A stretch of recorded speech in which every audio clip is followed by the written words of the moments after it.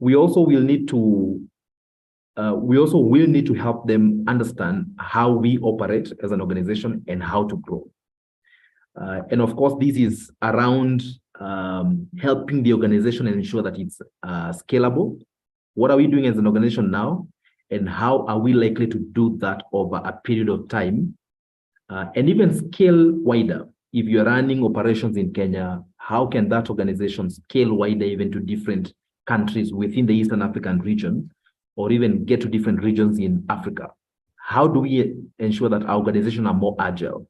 And the aspect of data, how do we ensure that we are securing the identity of the people that we are managing or that we are supporting within organizations? So that being beside the point, some of the different data protection related events that you might have read or heard of over the last few years, you might have heard of an incident that affected Facebook. It was called the Cambridge Analytica scandal. In it, Facebook was actually selling data, our data, which is now begging the question, should we charge for the data we are sharing? And very provoking trend that users are getting to be more aware about the data that they're sharing. We are seeing a lot of users. You might have recently seen on the news that a lot of Safaricom subscribers are now suing Safaricom because of mishandling of data, and that was in the news. But these are some of the different events that we've been seeing in the recent years, from LinkedIn data for users being sold online to ransomware. Ransomware is a combination of two words, ransom and malware. Malware is a malicious software. So sometimes what attackers do, they will infect a computer remotely, of course. Maybe you clicked on a link, you opened it, and then all of a sudden you realize that your computer freezed. And what happens after that is that they encrypt all your data. And for you to recover your data, you have to pay a ransom. So that's why it's called ransomware.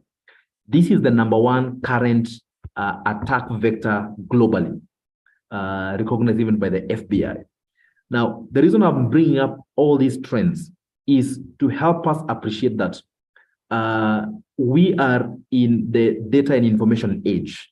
And what that means is that we are going to see a rise of ease of operation because we have an appreciation of digitalization of our processes. But what that means is that the globe has become a village, and the person who required to come to you physically and compromise the organization no longer needs to do that. From the click of a mouse and from the keyboard, they can try and access your data from anywhere in the world. All right, so some of the different top attack vectors that we are seeing from a cybersecurity point of things, and what that means is we have data that we are handling. For example, when you wake up in the morning, I'm assuming there is an app that you will check first thing. It could be WhatsApp, it could be a social media app, and we are seeing attackers targeting the applications, the systems that we are using. And some of the ways that they do this is one of the ways is what we call remote access tools, RATs. And a remote access tool is a tool that enables somebody to connect to a host remotely, connect to your computer remotely. So you might have heard of a scam where somebody calls you, tells you that they are from support. It could be from your bank or from your IT team.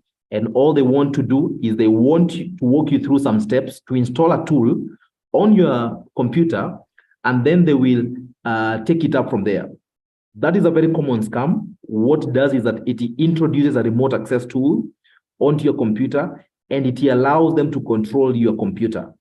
So it's possible for malicious users, hackers, to access a computer from anywhere in the world and control it, install things, and then after that, you will have anything that you type on that computer, passwords, you go access your internet banking on your browser, all those details will be sent to that hacker.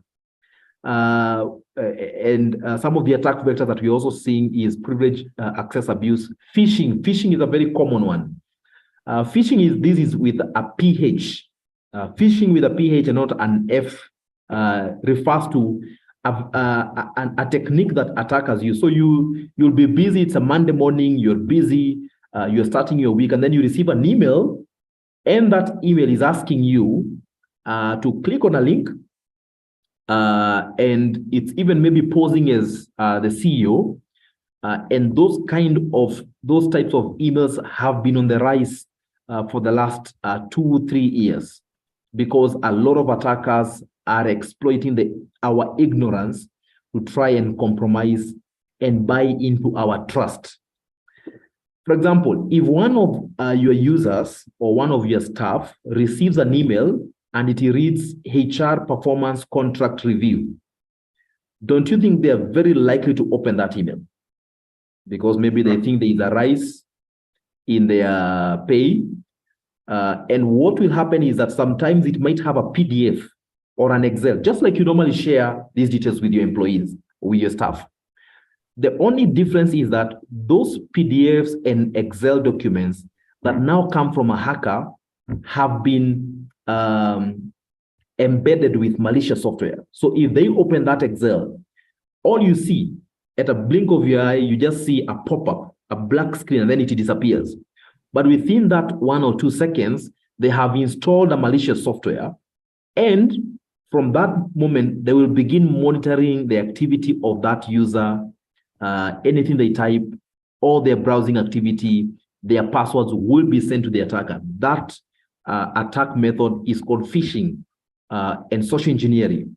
Now, you see me talk about this in our role, because this is part of our role as HR and what the data protection commissioner will want to see, because the data commissioner is now pushing hard. If you saw just recently, ABSA has been fined. I think that was 5 million for not complying with the data commissioner. So Data Protection Act.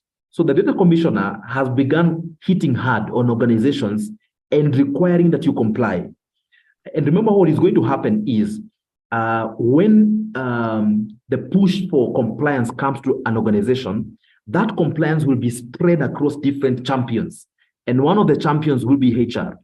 Now, as HR, we will be required to ensure that our people are aware of some of these top attack vectors that attackers are using to compromise our organizations.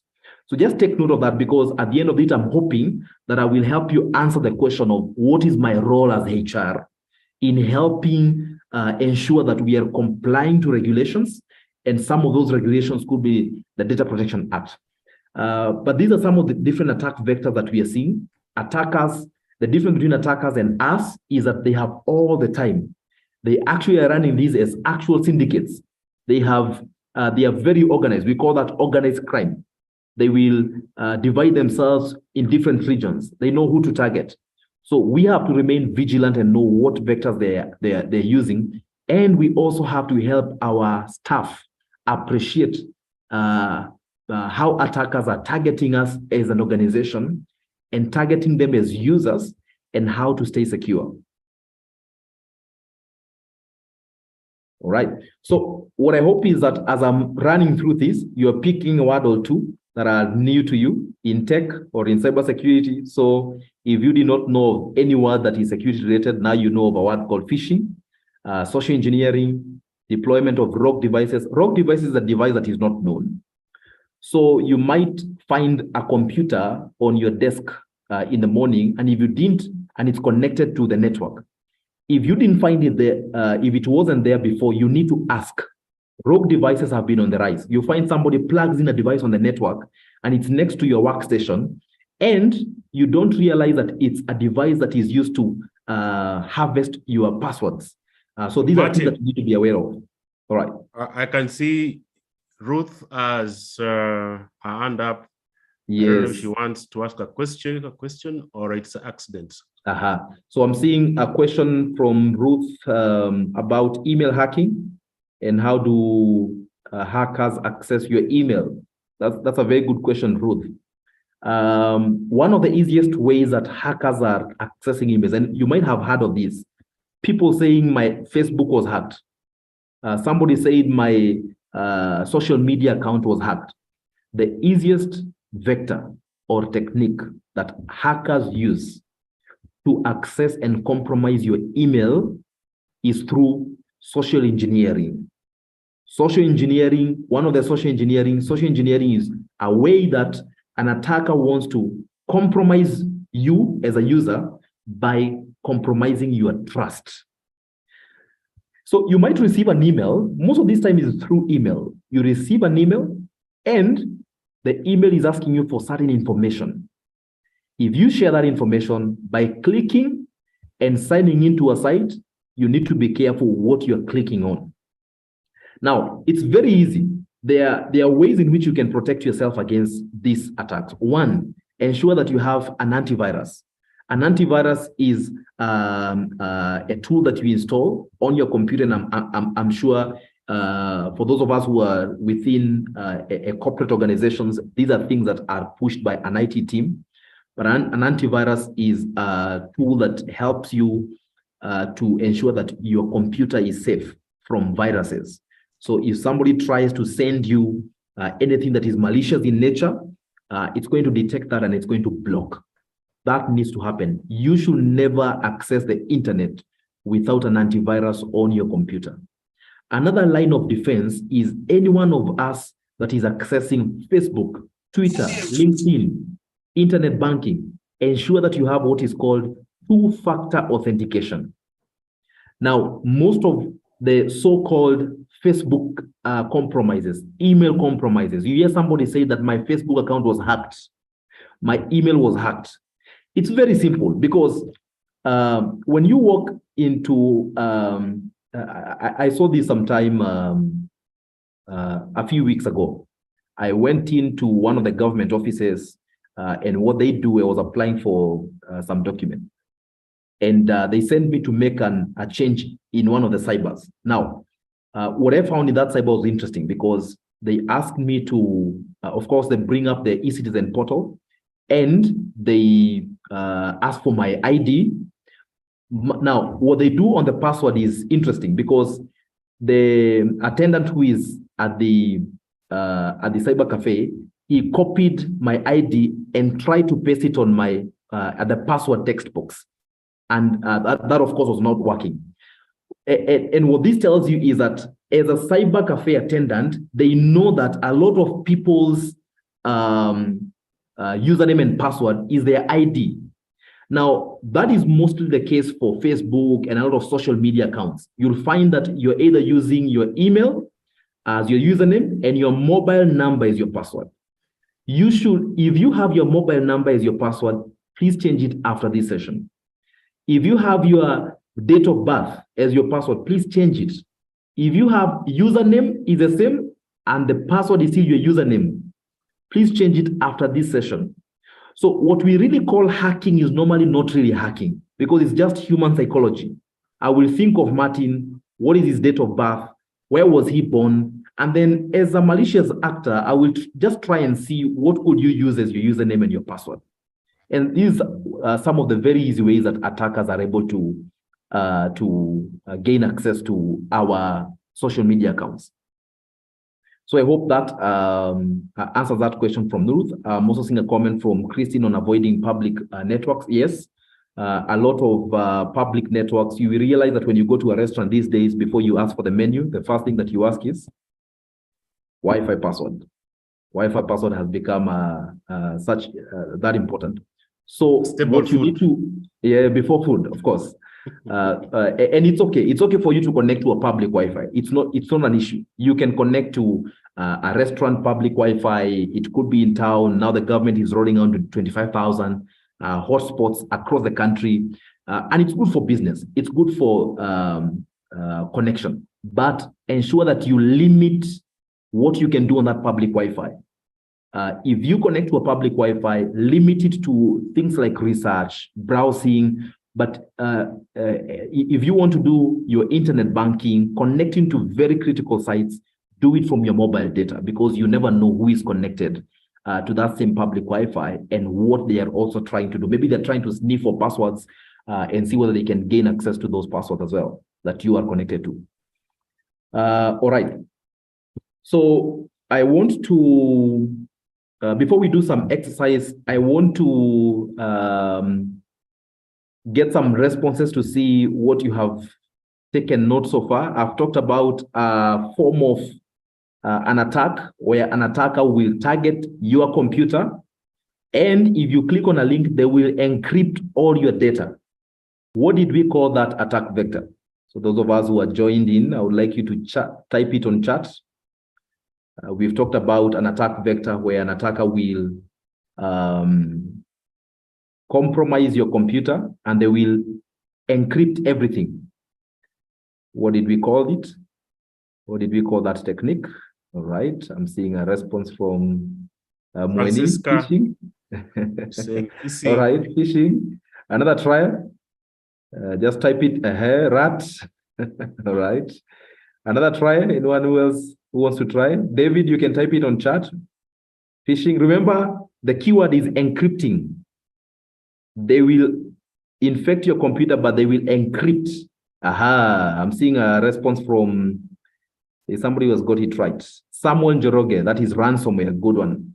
So we say the one that encrypts your computer, that is called ransomware. Matthews, good stuff. Caritas, you good stuff on that one. Now, there is another one that we say it's an attack vector. They will compromise your email. They will send you an email that looks genuine, but it's fake. What did we call that one? Phishing, David. All right. Anyone else? All right. Matthew's phishing. Phishing, John. Good stuff on that. So that is phishing. Social engineering. All right. There is a last one. We've said there's another technique that they use. They will try and connect to your computer remotely. And they will control your computer remotely without being physically there. What did we call it? Carita, Matthews, Joanne, Benta, good one. That was remote access tool. So I'm going to bring up a few. I'm going to bring up a few pages and see whether we are able to detect what we call a phishing site. A phishing site is, sometimes you might access Facebook, but it's not the actual Facebook site.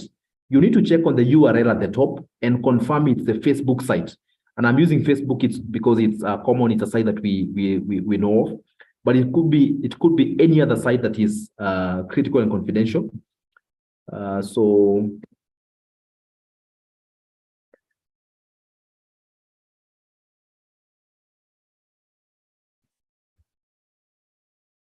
I hope you can see my screen. So what I'm going to do, I'm going to walk you through a few screenshots here, and then I would like you to respond on chat on whether this is fish or real. If it's fish, then it means that it's a phishing site, it's fake. If you think that it's real, then it's the real site. I will start with this one. It's called https://docs.google.com, spreadsheet, blah, blah, blah. This email, when you look at this, if this comes to your email, do you think this will be a fake email or is it the real email? And I will read it for you. This email is from Yahoo. There's an exclamation, customer care, and we are sending it to every Yahoo email user accounts owner for safety. We are having congestions due to the anonymous registration of Yahoo accounts. So we are shutting down some Yahoo accounts, and your account was among those to be deleted. We are sending you this email to you so that you can verify and let us know if you still want us to use this account. If you're still interested, please confirm your account. Click below to verify your email. How many of you think this is phishing or this is real? Fish, I'm seeing a lot of fish. I have real from Ezekiel. Evie says it's phishing. All right, it's fishy. So the majority says it's fishy. Look at this site. Is it fake? Is it real? We are doing a very quick round. Is it fake? Is it real? How many of you think it is fake? It's HSBC Bank. How many of you think it's real? Okay, Juliet says it's real. Daniel says it's fake. Anyone else? Fake or real? Real from Ezra, real from Diana. Real from Jenny, real. Okay, I have a number of reels that go with real. How many of you think that this is the real Facebook site? Real Facebook site, okay. Daniel said it's real. Anyone else? Real or fake? Real, okay. We have real. I'm just going with your suggestions. Twitter, is it the real Twitter site? Is it fake? Look at the URL as well as you respond. Is it the real Twitter site or is it the fake one? Is it a fake site? It is fake. Ezekiel IV, all right, it is fake. So I'm going to click on fish. Look at this one. It's called airlineaamemeba.com. Is it fake or is it real? Is this one fake or real? All right. Ivy says it's fake. Fake, no HTTP. All right. Dorothy says it's fake. Okay, the fake ones have it. Look at this one is Amazon. Those of you who do online shopping, you must know of Amazon. Is it fake or the real one? www.amazon.com. Is this the fake one? Is it real? Okay, real. Okay, we have 3 reals. Next is PayPal. PayPal is a payment platform. Sometimes you are doing your online payments and you've seen, choose PayPal. Is this the real one? Is this the fake PayPal site? Dorothy fake, Matthew's fake, Ivy, you said this is fake. All right, let's go with fake. I have another one here, Comcast, Xfinity. Comcast is a streaming site. You can still stream movies and stuff. Is it real? Betty said it's real. I have another real. Ivy real. All right, I'll go with real. We have another Amazon, but take note of the URL at the top. Is this Amazon real? Is it the fake one? Is it the real Amazon? Is it the fake? A fake, all right, from Vegeta. All right, fake Ivy. All right, I'll go with fake. Hulu.com. Hulu, I think, is also a streaming site. Hulu.com is what we are responding to now. Is it the fake one? Is it the real one? Fake or real? Hulu.com. Hulu is real, Ezekiel. Dorothy, this is real. All right. Okay, let's go with real. I have eBay. eBay is also an online commerce site. Is this the real eBay? Is this the fake one? eBay. Is this eBay the real one? Or is it fake? All right. Dorothy fake. D. Mary's fake. eBay is fake. All right. Ezekiel fake. Lulu fake. All right. Let's go with fish. There's another interesting one here. Is this a fake site? Is it a real one? All right, fake. All right, fake. Okay, I'll go with fish. Dropbox. Those of us who do cloud storage. Dropbox is an online cloud storage site. Is it the real Dropbox? Is it a fake site? Real from Georgita, Jenny. Real from Rosalia. Okay, let's go with real. We are almost done. Battle.net. I think this is a gaming site. Is this the real site? Battle.net, look at the URL at the top. Is it real? Is it fake? All right. Ezekiel, you say it's real. I have another real. All right. Helen, you say this is real. Matthews, you say this is real. Juliet. Patricia, you're saying this is fake. Okay. But I think the reals are the majority. So I'll go with real. And we come to the end of our quiz. Let's see how we have done. Out of 14, we all got all of them correctly. So you can give yourself a virtue clap. So Yahoo was a fake site. HSBC was real. Facebook was not a fish. Twitter was fake. And if you remember Twitter at the top, this was twitter.com. And then there were some other gibberish numbers there. This is how attackers will create a twitter.com or your internet banking site.com. But after that, you'll see some other funny numbers. So you need to be keen while visiting such sites. So having appreciated that, some of the things that you need to be keen when you are visiting online sites is do not share your login details. If you're using a 1234 or your birth name or your date of birth, your city of birth as your password, please change those ones. Do not use repetitive passwords across different sites. These are easy ways in which an attacker can compromise your Facebook and use the same password, compromise your internet banking, compromise your LinkedIn, all this because they are connected. I've talked about using your public Wi-Fi carefully. Do not access the likes of internet banking sites from those sites, from those public Wi-Fis.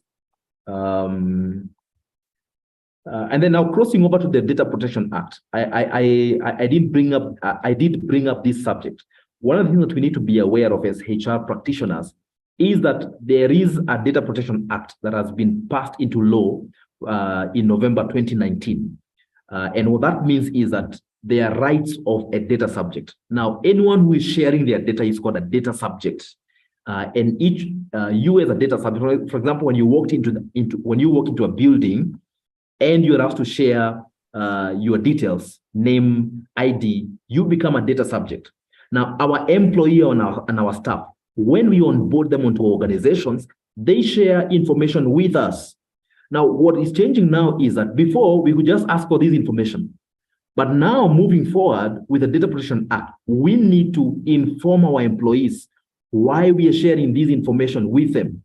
Because if we are sharing what we are calling personal identifiable information, if we are collecting such information, and PII is any information that is relating to a person that can help them to be identified. So if you ask for my name, you ask for my ID, you ask for my bank account as a requirement of me being onboarded into your organization. Now, what is now changing with the Data Protection Act is that you are now liable with protecting that data.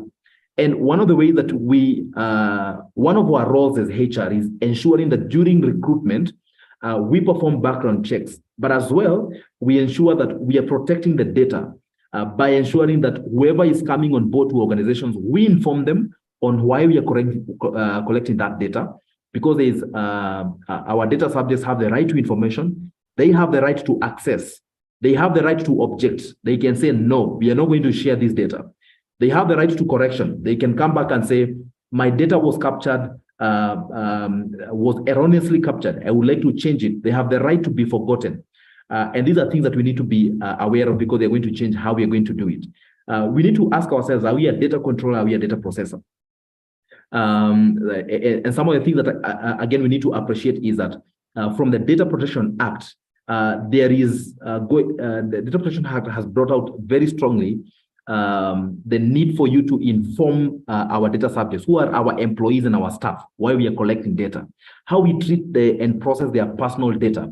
There is now the rights to the data subject that I've just walked you through. There is a need for you to notify if that data is breached. And if this data is being collected, there is need for us to know where it is being stored. And these are some of the things that are now changing with the Data Protection Act. Now, to wrap it up, the question is, where do we start? Martin, you've shared with us this information. You've shared with us what cybersecurity is, the attack vectors, how to identify phishing sites, the rights of a data subject. But what does this mean for me as a HR practitioner within an organization? Now, what this means is this, and this is not only to HR, but it also applies to anyone who is handling sensitive data within an organization. You need to understand what data you are handling and what data you are responsible for. It's very important to understand that. What data do you handle? If you are in HR, you are dealing with policies, you are dealing with employee data. Once you understand what data you're dealing with, then the question you ask yourself is, where is it sitting? And some of our data will be sitting in a file, but for some of us, we have got systems. We've automated these processes. So we have got a payroll system. We have got a HR management system. Then the other question you need to ask yourself is, why should this data sit on that system and why should it be accessed? Now, if you can answer the question of why, you have a justification. If you have given certain users to access that data, you need to know who those users are. And you need to know when they can access that data. And lastly, you need to know how they can access that data. Now, to wrap it up, in the next 6 to 18 months, from today's session, what I'm hoping is that in our organizations as HR practitioners, we can go back and begin conducting user awareness training or championing user awareness trainings. That is number one. In the next 6 to 18 months, also have an understanding of what data is sitting within your systems that I'm responsible for. That exercise, we call it data mapping or data inventory. You also need to know are there any risks of this data being compromised? And that is what we are calling data protection impact assessment.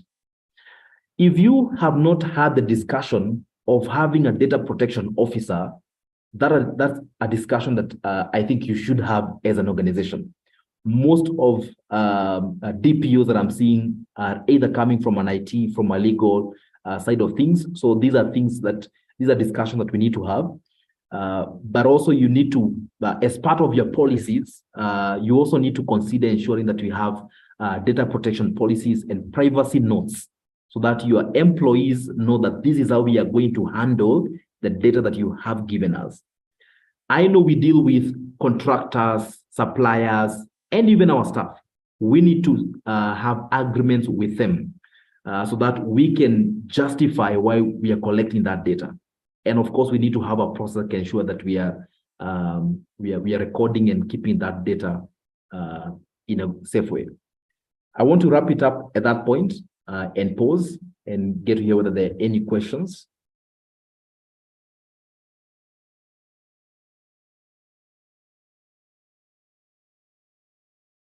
So Richard, you're on mute. Thank you very much. You've made us take keys for that particular moment. When you were asking questions, we were giving varied answers.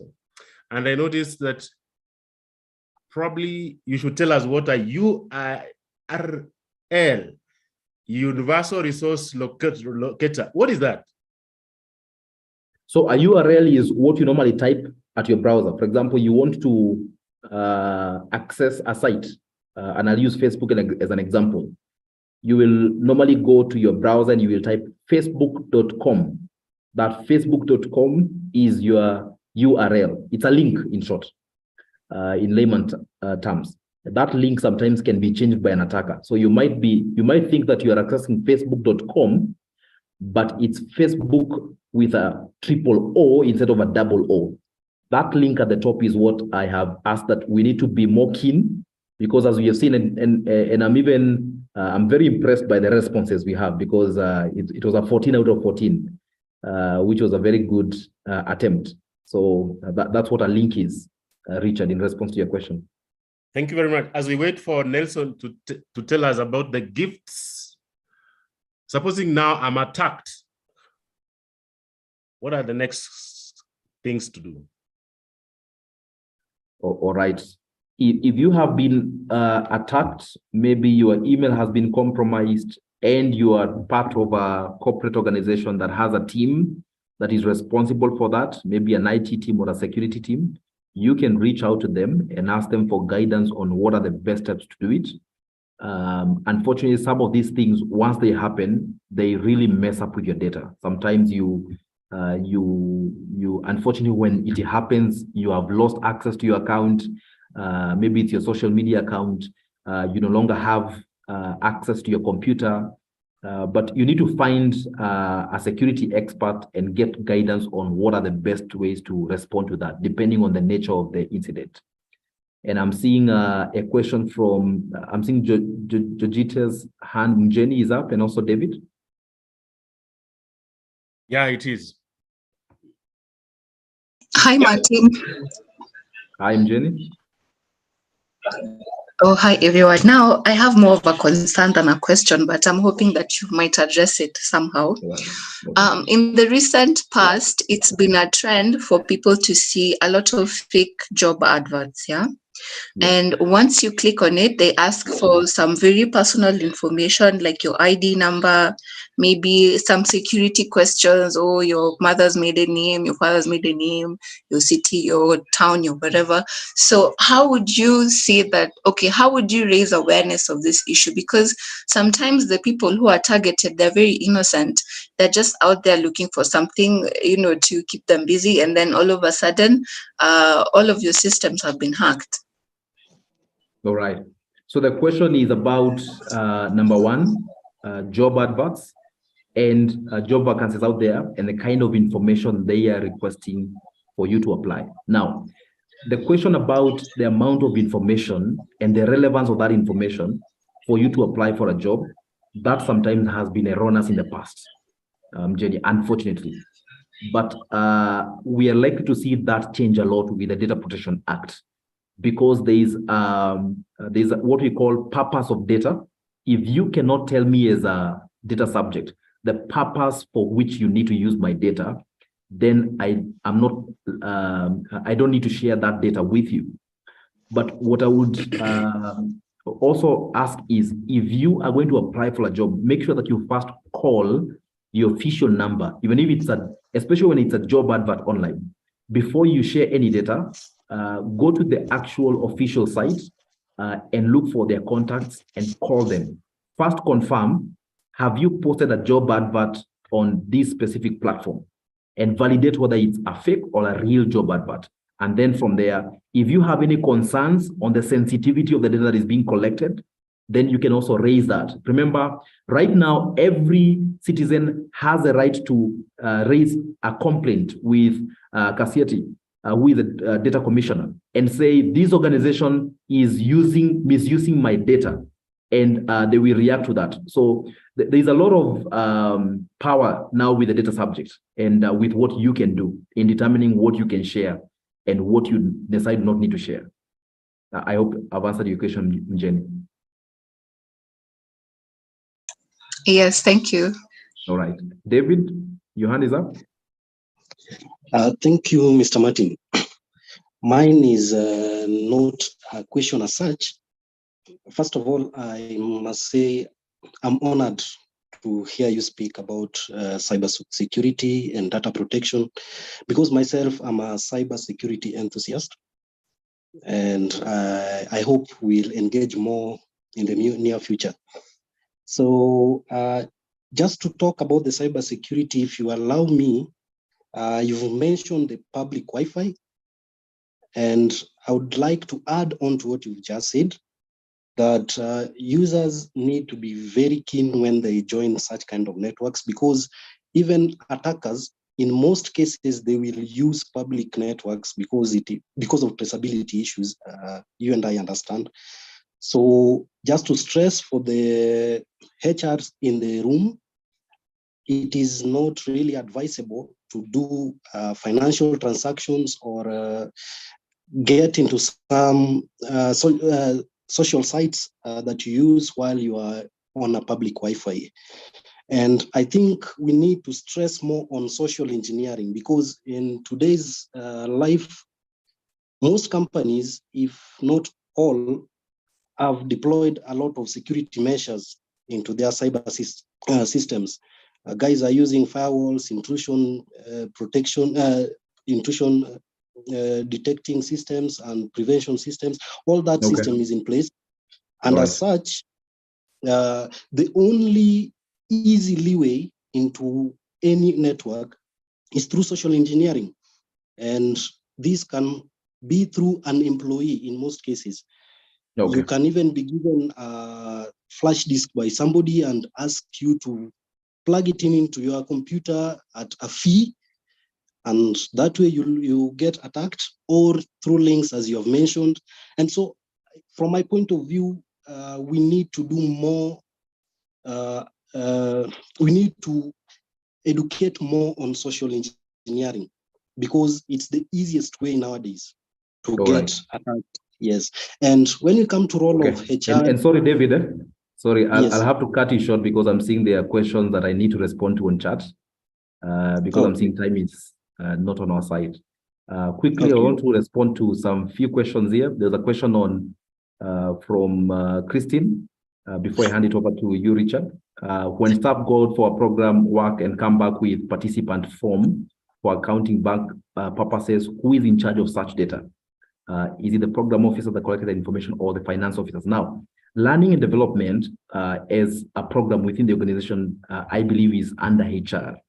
So if it's under the purpose of learning development, that is data that should be the responsibility of HR. I mean, it's time to be corrected, but the thought process here is, the question is, what is the purpose of this data? If the purpose of this data is to facilitate a payment, then it will necessarily go towards the finance side in terms of responsibility and protecting that data. There was a question on how would I know my phone is being tapped and which antivirus is ideal to install on a phone. Unfortunately, it's not that direct to tell whether your phone is being tapped. It might be already tapped as we speak. But there are different ways that you can tell whether a phone or a computer is, if it begins acting slow. Sometimes your computer acts slow, very slow. Sometimes you open an application and there are other many pop-ups. These can be symptoms to show that a device has been compromised. But at this point, if you see such symptoms, you might want to reach out to an expert who can help you investigate and find that out. There are a lot of antiviruses that you can use. So we can have that discussion after this. What legal rights do staff have when their data is misused in the hands of the employer? Please take note that right now, there is a lot of the data subject has the rights to either sue the employer if their data is misused. I walked you through the rights of a data subject, which means that if I share data with an organization, that organization is liable to handling that data and protecting that data. Would you classify Windows Defender as an antivirus? Is it enough to protect your computer on its own? I would highly not recommend that you only have Windows Defender. Windows Defender on its own is a first-line defense, but I would highly recommend, if you have Windows Defender as your only line of defense, if you're accessing the internet, please consider purchasing an antivirus if you're using your personal computer. If you're on a corporate organization, I believe that should be a mandatory practice to have an antivirus system. Richard, I want to stop at that point and push it back to you. Thank you very much, Martin. Nelson, I hear you have goodies for us. Which ones are these? Yes, Richard. I think that has been an amazing session that we've been able to learn more. I was saying that now as HRs, unless we get to understand the actual the data protection now from CCD, we've learned it from the IT perspective. In most cases, we've been doing it from the lawyer's perspective. Yeah. So now it is good for us that we are learning it from an IT perspective, which is a very good thing. And I want to thank Martin for that. So I've been checking my data here, and just so that we have people who have been attending our sessions. So today we say that, okay, why don't we award our attendees who have been coming in for us, because these sessions has been running for now. This is not the first time that we are running this session, but this is our 11th session. 11th session. And something that I'm also proud of, because the team that is present here has made me achieve, is that I've never achieved such a consistency in my life, in most cases. So I'm grateful that we are on 11th episode today. And just want to give us a brief information of how we have been performing, about our story as a team. And it's a good one. It's a good one. So you can see my screen, right? Yeah, we can. Yes. So when we started, since we started in 27th of October, we have able to have unique registrants. That is 1,714 people who have registered to learn with us. So these are very unique, meaning today if Jerry can register, tomorrow someone else will add. And this is an 18% growth in our growth in terms of the registrants that we are also having. You have to join us for this session. So averagely, we are having 289 registrants per session, which is a very good number. So every time we put up a poster, we'll get 289 registrants coming in. And with that, we are saying that an average of new registrants, meaning out of 289, we'll get 169 people who are totally new, have never attended any of the previous sessions. And then we are saying that we'll have 127 who are repeat. So the applicant will register for session 1, session 2. Up to now, we are saying that we have 127 averagely. So this number gives us a unique attendance of 109. That is 38%. So if when like today we've had 85 as the majority number of those who attended our session, and which is a bit low from 109, but 109 is the average numbers. Remember, like for the last 3 weeks, we've been having 100 plus. So within the 38% of the registrants, we attend our session. And amazingly, 82% of the 109 will stay for 20 plus in our session. So 20 up to 60 minutes, we'll be having them actively involved in our session. And then we'll have, so then also we're saying that we will have another 30%, or 74% of our attendees staying for 30 plus minutes. So I want to believe these sessions has been engaging, and this is based on feedback that you always give, and we pick them up and continually build our topics. So welcome to HRTech community, and we value your presence and learning. So continue coming and get to learn more, and we will bring in your suggestions. So top 5 learners. Now, Ivan Moturi has been here with us for 446 minutes for 8 sessions. So that is from the 10 that we had, he only missed 2. So he has been here with us, and earlier today, there was a training that was happening, and we offered him the full course for that training so that he continues to learn. So how to develop a policy. So I believe now he can do a policy development for the system. So Ivan, thank you much for attending. And Ivan is a HR professional who has a degree in HR and 6 months of training. And amazingly, I didn't know until I checked my data, is also part of my data analytics mentorship. So it's someone that if you could hire today, you'll be sure that you're developing another Nelson in some few years to come. I want to say so. So if you have an opportunity, you can let Ivan also get to learn at workplace so that he can get more and more experience. So Ivan, thank you for attending. So the number 2, 3, 4, and 5 are Roberto Mondi. Roberto has been a good one for 16 minutes for 6 sessions. We have Catherine Bethe, 380 minutes for 5 sessions. Lydia Mbaka is a good friend of mine, has been here for 357 minutes for 7 sessions. And weekly for Mwenga, 339 minutes for 7 sessions. So number 2, 3, 4, if I know you have my number, you can text me. We'll be sharing out an airtime of 250 shillings so that at least you come for the next one. So this just to show that, just encourage the learning aspect. I know we spend our airtime to come and learn. So let us continue learning. I want to appreciate everybody who has been attending. And our data shows that we are growing in numbers and we are getting more and more knowledge. So from WorkPay, this goes to companies.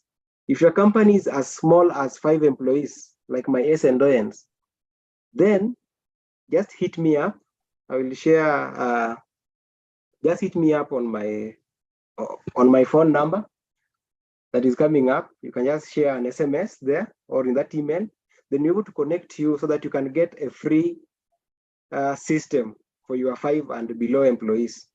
So that is coming from us from WorkPay. If your company, you have 5 employees and below, so talk to me carefully. I've talked to them that they give our participants a free system to use until you become 6 employees that now you can actually pay.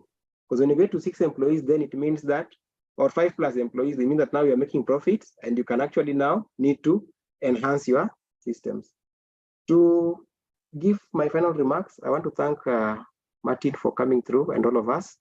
Whatever we've learned today is generally on data protection, And you as a person and also as an employer, because it isn't your employer, you need to ensure that systems that you will be buying must also be as safe as you may want to consider it as safe. So you must get your team from IT to also come through, and you can now suggest to them what to look at.